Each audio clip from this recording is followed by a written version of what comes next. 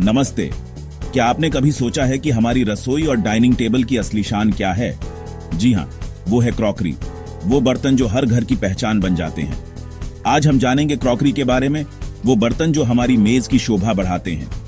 ये सिर्फ खाने पीने के लिए नहीं, बल्कि हमारे घर की सुंदरता और हमारी मेहमाननवाजी का भी हिस्सा है।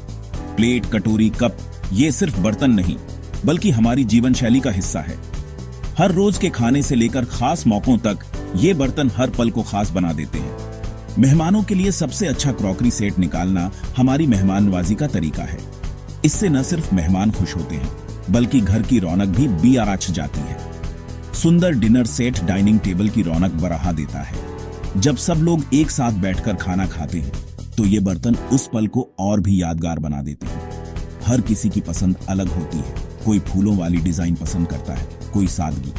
बाजार में आजकल हर तरह की डिजाइन और रंग उपलब्ध है, जिससे हर कोई अपनी पसंद की क्रॉकरी चुन सकता है। त्योहारों और खास मौकों के लिए भी अलग अलग क्रॉकरी का चलन है। शादी, जन्मदिन या त्योहार, हर मौके के लिए खास बर्तन होते हैं, जो उस दिन को और भी खास बना देते हैं। मिट्टी के बर्तनों की कला हजारों साल पुरानी है। पहले लोग अपने हाथों से बर्तन बनाते थे, और आज भी कई जगह ये परंपरा जिंदा है। आज हमारे पास चीनी मिट्टी, पोर्सिलेन और बोन चाइना जैसी बेहतरीन क्रॉकरी है। ये न सिर्फ मजबूत होती है, बल्कि दिखने में भी बेहद आकर्षक होती है। हर कप, हर प्लेट के पीछे कारीगर की मेहनत और कला छुपी होती है। उनकी लगन और हुनर से ही ये बर्तन इतने सुंदर बन पाते हैं। ये बर्तन हमारी परंपरा और संस्कृति की कहानी कहते हैं। हर डिजाइन, हर रंग में हमारी विरासत झलकती है। चलिए जानते हैं क्रॉकरी के इस दिलचस्प सफर को, जो मिट्टी से शुरू होकर हमारी मेज तक पहुंचता है। इस सफर में छुपी है कारीगरों की मेहनत, हमारी परंपरा और हर घर की अनोखी कहानी। बाजार में क्रॉकरी के कई विकल्प मिलते हैं। सबसे पारंपरिक है मिट्टी के बर्तन, अर्थनवेयर, जो देहाती एहसास देते हैं और सेहतमंद भी माने जाते हैं। सिरेमिक या स्टोनवेयर बर्तन ज्यादा मजबूत होते हैं, सुंदर डिजाइन में आते हैं और रोजमर्रा के लिए बढ़िया हैं। माइक्रोवेव और डिशवॉशर में भी इस्तेमाल हो सकते हैं। पोर्सिलेन और बोन चाइना सबसे बेहतरीन माने जाते हैं, पतले, हल्के, पारदर्शी और खास मौकों के लिए। कांच की क्रॉकरी भी लोकप्रिय है, सुंदर और आकर्षक। टेम्पर्ड ग्लास रोजमर्रा के लिए अच्छा है। मेलामाइन हल्का, अटूट और बच्चों या आउटडोर के लिए बढ़िया विकल्प है। हर प्रकार की क्रॉकरी की अपनी खासियत है। चुनाव आपकी जरूरत और पसंद पर निर्भर करता है। क्रॉकरी का सफर शुरू होता है खास चिकनी मिट्टी से, जिसे क्ले कहते हैं। यह मिट्टी साधारण मिट्टी से अलग होती है, क्योंकि इसमें महीन कण होते हैं और यह बहुत लचीली होती है। अच्छी क्रॉकरी के लिए मिट्टी का चयन बहुत महत्वपूर्ण है, क्योंकि यही उसकी मजबूती और सुंदरता तय करता है। मिट्टी को खेतों या नदियों के किनारे से लाया जाता है, फिर इसे छानकर अशुद्धियां अलग की जाती हैं। इसके बाद इस मिट्टी को अच्छी तरह साफ और गूंथा जाता है, ताकि वह एकसार और मुलायम हो जाए। गूंथने की प्रक्रिया में मिट्टी में छुपी हवा भी निकल जाती है, जिससे बाद में बर्तन में दरारें नहीं आती। यह एक मेहनत और धैर्य का काम है, जिसमें अनुभव और संवेदनशीलता की जरूरत होती है। पारंपरिक तरीके से कुम्हार चाक पर हाथों से बर्तन बनाता है। यह कला और धैर्य का काम है। चाक पर मिट्टी को आकार देते समय कुम्हार की उंगलियां बर्तन की मोटाई और डिजाइन को नियंत्रित करती हैं। हर बर्तन में कारीगर की मेहनत और रचनात्मकता झलकती है। आजकल एक जैसे बर्तन बनाने के लिए प्लास्टर के सांचे, मोल्ड का इस्तेमाल होता है। इससे हर बर्तन का आकार और डिजाइन एक जैसा रहता है, जिससे बड़े पैमाने पर उत्पादन संभव हो पाता है। पतली मिट्टी का घोल, जिसे स्लिप कहते हैं, सांचों में डाला जाता है। ये घोल बहुत सावधानी से तैयार किया जाता है, ताकि उसमें कोई गांठ या बुलबुले न रहे। सांचा मिट्टी का पानी सोख लेता है और धीरे धीरे बर्तन का आकार बनने लगता है। प्लास्टर के सांचे मिट्टी से पानी खींचकर उसे सख्त बनाते हैं, जिससे बर्तन की दीवारें बनती हैं। कुछ समय बाद सांचे में बचा हुआ घोल निकाल दिया जाता है, जिससे बर्तन अंदर से खोखला रह जाता है। फिर इन बर्तनों को सांचे से निकालकर सूखने के लिए रख दिया जाता है। सूखने के दौरान बर्तन बहुत नाजुक होता है, इसे ग्रीनवेयर कहते हैं। इस अवस्था में बर्तन को बहुत संभाल कर रखना पड़ता है, क्योंकि यह जरा सी चोट से टूट सकता है। इसे धीरे धीरे सुखाया जाता है, ताकि दरारें न आएं। अगर बर्तन जल्दी सूख जाए तो उसमें दरारें पड़ सकती हैं, जिससे उसकी गुणवत्ता खराब हो जाती है। सही सुखाने के बाद ही बर्तन फायरिंग के लिए तैयार होता है।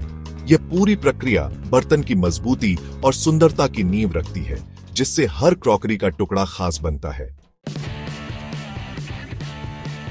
सूखे बर्तन अभी भी कमजोर होते हैं। इन्हें मजबूत और टिकाऊ बनाने के लिए फायरिंग की जाती है एक खास भट्टी किल्न में। बर्तन भट्टी में सावधानी से रखे जाते हैं। तापमान धीरे धीरे बढ़ाया जाता है। पहला चरण है बिस्क फायरिंग, जिसमें बर्तन सख्त और छिद्रपूर्ण बनता है। इसे बिस्कवेयर कहते हैं। बिस्कवेयर पर अब ग्लेजिंग और पेंटिंग की जा सकती है। कारीगर बर्तनों पर डिजाइन बनाते हैं, फिर उन पर कांच जैसी परत ग्लेज लगाई जाती है। इसके बाद दूसरी बार ग्लेज फायरिंग होती है, जिसमें बर्तन और भी मजबूत और चमकदार बन जाता है। अब हमारी सुंदर टिकाऊ क्रॉकरी तैयार है खाने की मेज की शान बढ़ाने के लिए। बिस्कवेयर पर ग्लेजिंग और पेंटिंग से बर्तन साधारण से कलाकृति बन जाता है। यह प्रक्रिया बर्तन को न सिर्फ सुंदर बनाती है, बल्कि उसे एक अलग पहचान भी देती है। हर कारीगर अपनी कला और कल्पना से बर्तन को सजाता है, जिससे हर टुकड़ा अनोखा बन जाता है।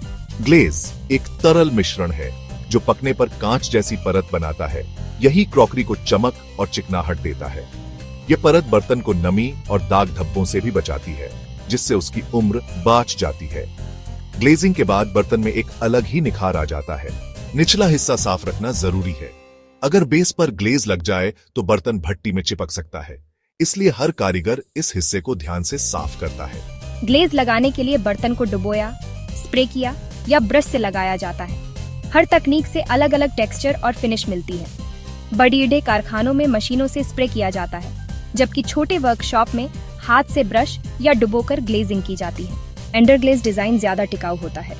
यह डिजाइन बर्तन के अंदर समा जाता है, जिससे रंग और पैटर्न लंबे समय तक बने रहते हैं और बार बार धोने पर भी फीके नहीं पड़ते।